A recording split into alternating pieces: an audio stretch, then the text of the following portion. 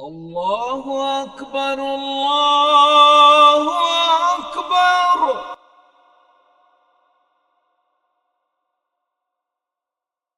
Allahu Akbar, Allahu Akbar.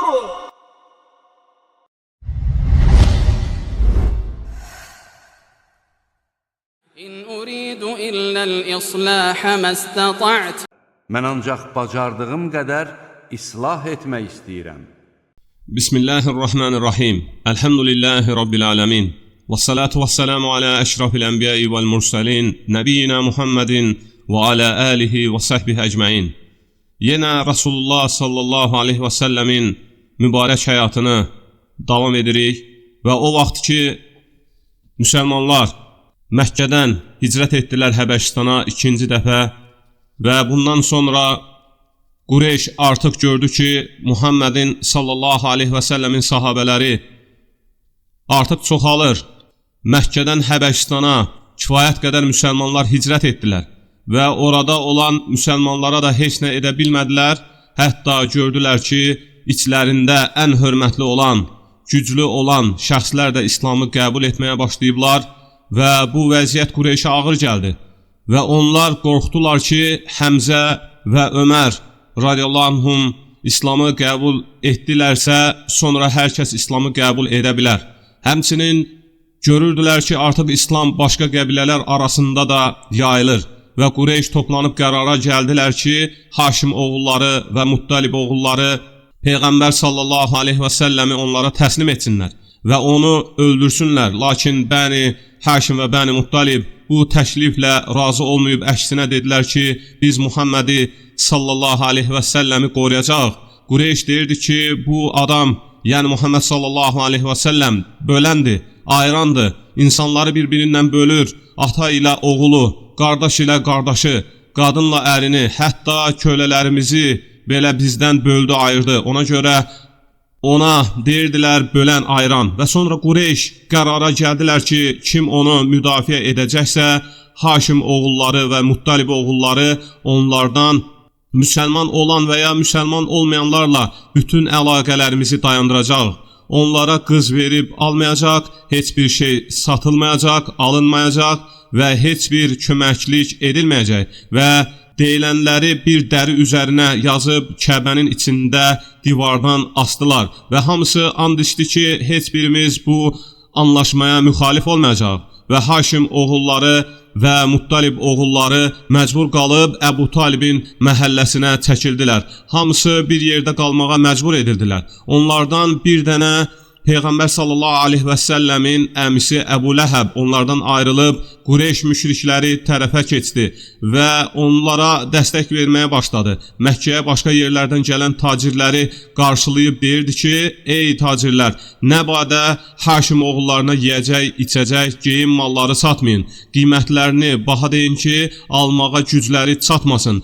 Lakin siz mənim kim olduğumu bilirsiniz. Sonra mən o malları artıqlaması ilə sizdən alaram deyib öz qardaşlarını və qohumlarının aclıqdan ölməsini və ya o yoldan dönməsini istəyirdi. Və 3 il Haşim oğulları və Muttalib oğulları Məkkədə tərk edildilər. Bir növ müasirədə qaldılar, çox çətin vəziyyətə düşdülər. Qureyş onlara ərzaq və s. aparanları qadağan edib qoymurdular. Bu illər ərzində müsəlmanlar və Bəni Muttalib ilə Bəni Haşim aclıqdan dəri və ağac yarpağı qabığı yerdilər. Hətta aclıqdan qadın və uşaq qışqırtısı səsləri eşidilirdi. Həkim İbn Hizam bəzən bibisi Xədicəyə radiyallahu anhəyə gizlicə buğda aparardı. Bir dəfə də gedərkən yolda Əbu Cəhillə qarşılaşdı. Əbu Cəhil başladı həkimi təhqir etməyə və aralarına Əbülbəxtəri girdi.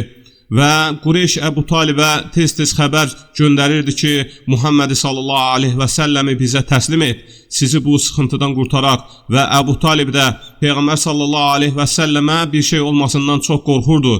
Peyğəmbər sallallahu aleyhi və səlləm isə bu 3 il sürən çətin vaxtda yenə də insanları İslam dininə dəvət edirdi. Və Peyğəmbərliyin 10-cu ilində Qureyşdən bəziləri təklif etdilər ki, bu zülmü dayandırmaq lazımdır. Və bu təşəbbüsü irəli sürən Hişam ibn Amr ibn Rabiya olmuşdu.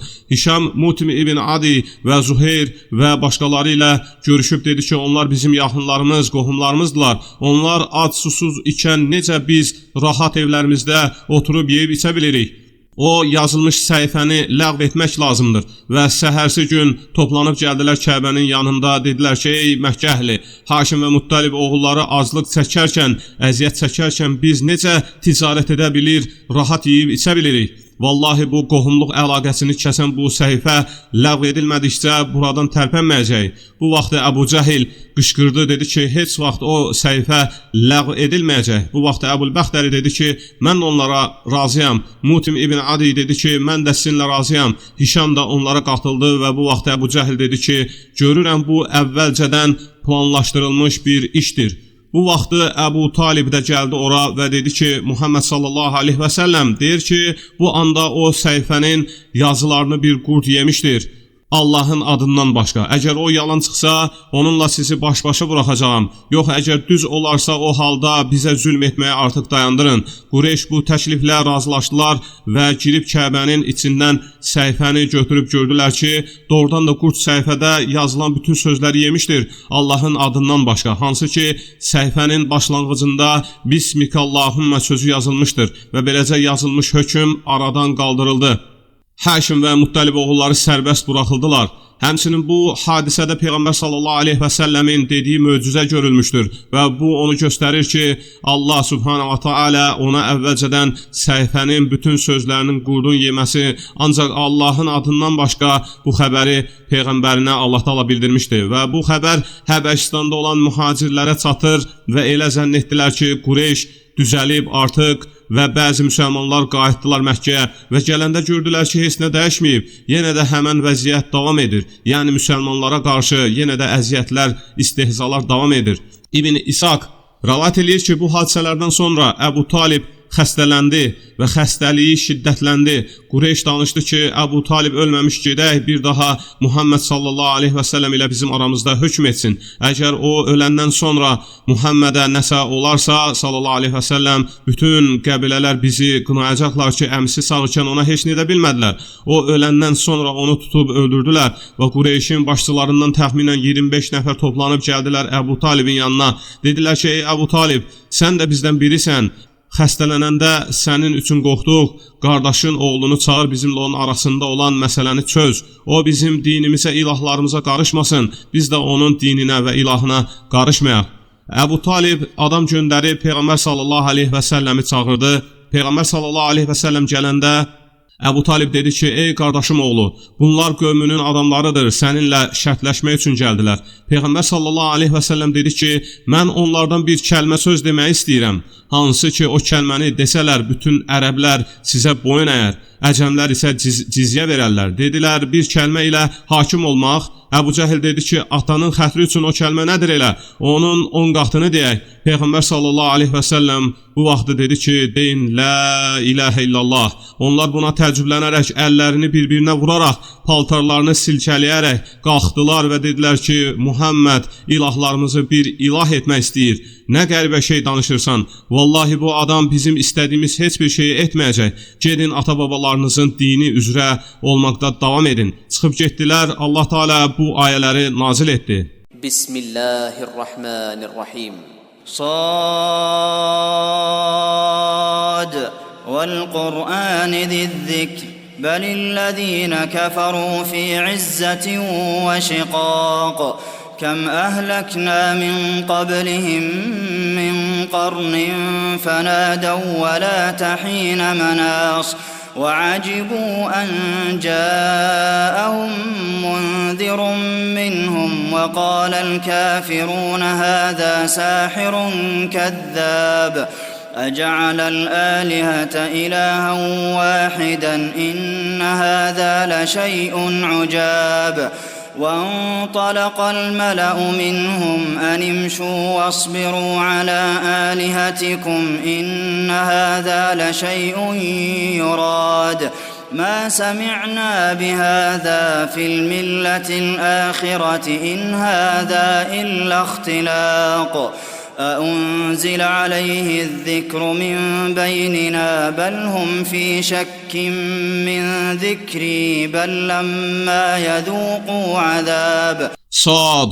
Öyüd nəsihətlə dolu Qurana and olsun, kafirlər təkəbbür və nifaq içindədirlər. Biz onlardan öncə də neçə nəsilləri məhv etmişik. Onlar yalvarıb imdad diləyirdilər. Lakin artıq qurtulma vaxtı keçmişdir.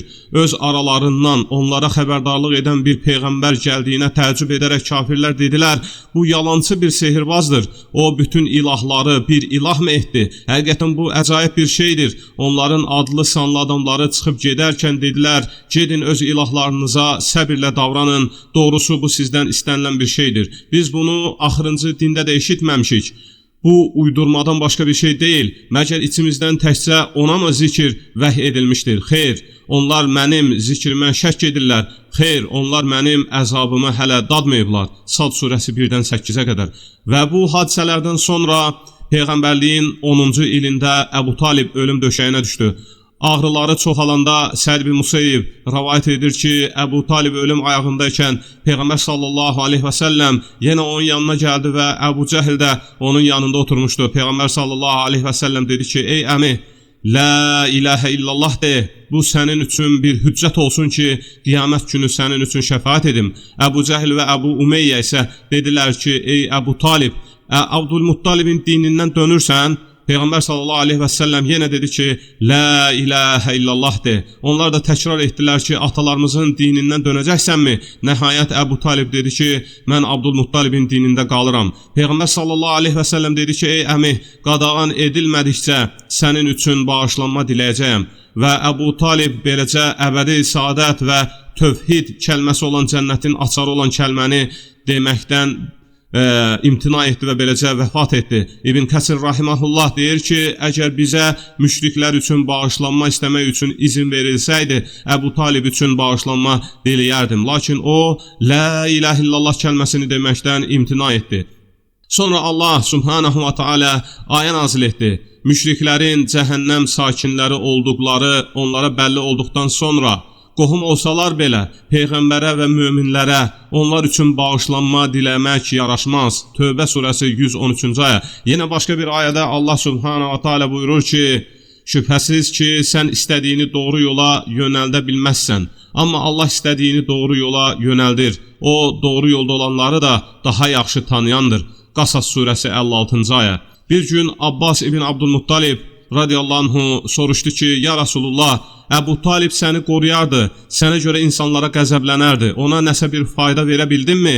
Peyğəmbər sallallahu aleyhi və səlləm buyurdu ki, bəli, o cəhənnəmin ən yuxarı yerində olacaq. Əgər mən olmasaydım, onda cəhənnəmin dibində olardı. Və ya od onun topuqlarına çatacaq, lakin istisindən beyni qaynayacaq. Və Əbu Talibdən 3 gün sonra Peyğəmbər sallallahu aleyhi və səlləmin çox sevdiyi yoldaşı Xədicə radiyallahu anhə möminlərin anası vəfat etdi. Peyğəmbər sallallahu aleyhi və səlləm onların itkisinə çox üzüldü və ən yaxın adamlarını itirdi və bununla yanaşı müşriklərin cəsarətləri daha da artdı, əziyyətləri daha da artdı Peyğəmbər sallallahu aleyhi və səlləmə qarşı. Peyğəmbər sallallahu aleyhi və səlləm bu ili hüzünlü olaraq keçirdi və buna görə sahabələr həmən ilə hüzün ili deyirdilər. Xədicənin radiyallahu anhə Peyğəmbər sallallahu aleyhi və səlləmin qəlbində başqa bir yeri var idi və onun fəziləti çoxdur. Əbu Hureyra radiyallahu anh rəvayət eləyir ki, bir gün Cəbrail əleyhissalam Peyğəmbər sallallahu aleyhi və səlləmin yanına gəldi və dedi ki, ey Allahın elçisi, Xədicə əlində qatıq və s. yeyəcək şeylərlə sənin yanına gəlir. O, sənin yanına çatanda ona Rəbbindən salam söylə və onu təmtəraqlı və yorğunluq olmayan incidən hazırlanmış bir evlə müjdələ. Və bu hadisələr Peyğəmbərliyin 10-cu ilində baş vermişdi. Və burada dayanaq, Allah subhanahu wa ta'ala bunu bizim üçün faydalı etsin. Və sallallahu alə seyyidina Muhammedin və alə alihi və sahbihi əcməin.